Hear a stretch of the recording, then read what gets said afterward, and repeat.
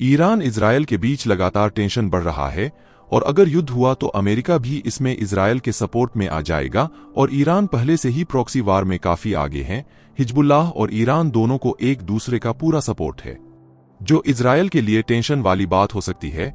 लेकिन Times of Israel की report के मुताबिक अमेरिका का aircraft carrier USS Dwight Eisenhower लाल सागर के रास्ते इजराइल पहुंच रहा है। आज की वीडियो में हम आपको इजरायल ईरान युद्ध से जुड़ी हुई सारी बातें बताने वाले हैं। जानकारी बेहद इंसाइटफुल होने वाली, तो वीडियो के अंत तक बने रहे। नमस्कार, स्वागत है आपका भारत व्यू पॉइंट चैनल में। आज की वीडियो में जानेंगे इजरायल ईरान युद्ध हुआ तो दुनिया पर इसका नेगेटिव इम्पैक्ट क्या क्या हो सकता है, अभी सिचुएशन क्या है और भारत पर इसका क्या असर हो सकता है। तो चलिए वीडियो को शुरू करते हैं। लेकिन वीडियो शुरू करने से पहले आपके लिए एक रिमाइंडर है कि चैनल को सब्सक्राइब कर लीजिए, क्योंकि ऐसे शानदार वीडियो आपको हमारे इस चैनल पर मिलते रहेंगे। इजरायल हमास युद्ध के बीच इजरायल और ईरान के बीच भी जंग की आशंका काफी बढ़ गई है। इसे लेकर अमेरिका से रूस, जर्मनी और भारत जैसे देश अभी से सतर्क हो गए हैं। भारत और समेत सभी देश मिडिल ईस्ट के देशों को लेकर एडवाइजरी जारी कर रहे हैं। रूस और जर्मनी ने ईरान और इजरायल के लिए अपनी उड़ानें रद्द कर दी हैं। साथ ही मध्य पूर्व के देशों से संयम बरतने को कहा है। इजरायल और ईरान से भी धैर्य बनाने रखने की अपील की है, मगर हालात बिगड़ते ही जा रहे हैं। मध्य पूर्व के देशों में भीषण वार छिड़ने की आशंका से भारत भी सतर्क हो गया है। भारतीय विदेश मंत्रालय ने अपने नागरिकों को ईरान और इजरायल की यात्रा नहीं करने की सलाह दी है। साथ ही इन दोनों देशों में रह रहे नागरिकों को भारतीय दूतावास से संपर्क कर अपना पंजीकरण कराने की सलाह दी है। इससे मध्य पूर्व के देशों में भयंकर अशांति, असुरक्षा, महंगाई और कीमतों में बढ़ोतरी के साथ आम नागरिकों के जीवन पर खतरा भी बढ़ गया है। इजरायल ईरान में दुश्मनी की वजह क्या है? इजरायल और ईरान में दुश्मनी 1979 के समय की है, जब ईरान में इस्लामिक क्रांति हुई थी। ईरान में पश्चिम को चुनौती देने वाले नेतृत्व का उदय हुआ। इसके बाद से ही ईरान ने इजरायल को मिटाने की बात करने लगा। ईरान का आरोप है कि इजरायल ने मुसलमानों की जमीन पर अवैध कब्जा किया है। ईरान इजरायल को देश के तौर पर मान्यता भी नहीं देता। इजरायल युद्ध में तनाव की जड़ें तभी से जम चुकी थीं, मगर इस बीच इजरायल हमास वार ने इसको और चिंगारी दे दी। ईरान गाजा पर इजरायली हमले के खिलाफ है। उसने कई बार गाजा हमला बंद करने या फिर ईरानी हमला झेलने के लिए तैयार रहने की चुनौती भी दी थी। मगर अब इजरायल ने सीरिया में दमिश्क स्थित ईरानी दूतावास पर हमला किया तो ईरान को सीधे जंग में कूदने का मौका मिल गया। 1 अप्रैल को इजरायल ने ईरानी दूतावास परिसर पर हवाई हमला किया था। इसके बाद से ईरान ने इजरायल से बदला लेने की कसम खाई है।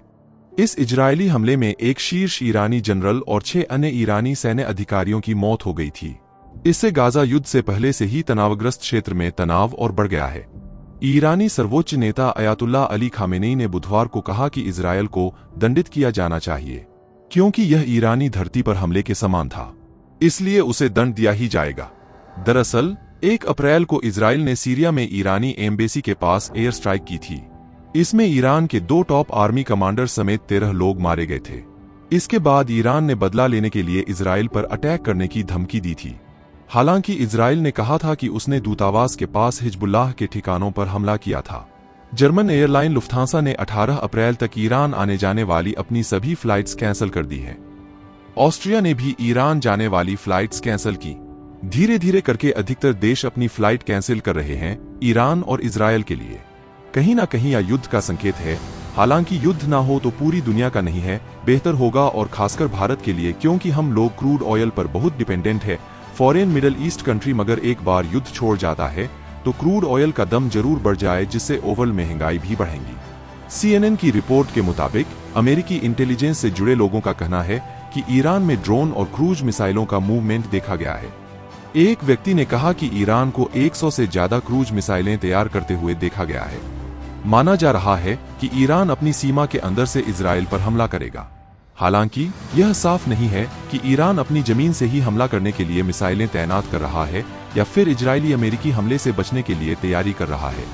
ईरान इजरायल के बीच बढ़ते तनाव को लेकर शुक्रवार देर रात अमेरिकी राष्ट्रपति ने ईरान को चेतावनी दी। कहा, हमला न करें, हम इजरायल की रक्षा करेंगे। अमेरिका साफ तौर पर इजरायल को अपना सपोर्ट देगा।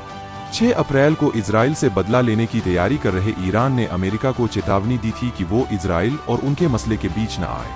ईरानी राष्ट्रपति के deputy chief of staff Mohammad Jamshidi ने अमेरिका से कहा था, इजरायली पीएम बेंजामिन नेतन्याहू के जाल में न फंसें। अगर आप चाहते हैं कि हमले में आपको नुकसान न हो तो मामले से दूर रहें। 12 अप्रैल को अमेरिका के विदेश मंत्री एंटनी ब्लिंकन ने सऊदी अरब, चीन, तुर्की और कई यूरोपीय देशों के विदेश मंत्रियों से फोन पर बात की। ब्लिंकन ने सभी देशों से ईरान को हमला न करने के लिए मनाने को कहा। ईरान इजराइल में बढ़ते तनाव के बीच अमेरिका ने अपना वॉरशिप इजराइल भेजा है। टाइम्स ऑफ इजराइल की रिपोर्ट के मुताबिक अमेरिका का aircraft carrier USS Dwight Eisenhower लाल सागर के रास्ते इजराइल पहुंच रहा है। ये ईरान की तरफ से दागी जाने वाली मिसाइल और ड्रोन को रोकने में सक्षम है। ईरान इजराइल से भारतीयों को बचाने की तैयारी। ईरान में लगभग 4000 भारतीय रहते हैं।